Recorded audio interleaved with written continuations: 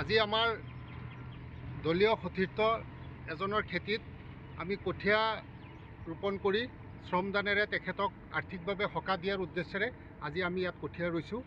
আৰু এই কাৰ্যসূচী আজি আমি ৰাইজৰ দলে লৈছিলোঁ যে আজি বৰবেটি অঞ্চলত আমাৰ দলৰ আঞ্চলিক সভাপতি বেচামাৰী গাঁও পঞ্চায়তৰ আঞ্চলিক সভাপতি আছাদুল ইছলাম তেখেতৰ খেতিত আজি আমি ৰাইজৰ দলৰ সদস্যসকলে মিলি শ্ৰমদান কৰি তেখেতক আৰ্থিকভাৱে সকাহ দিয়াৰ উদ্দেশ্যেৰে আমি আজি এই কাৰ্যসূচী লৈছোঁ।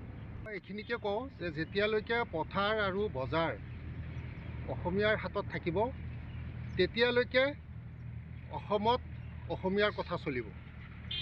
এইটোৱে আমাৰ বাৰ্তা।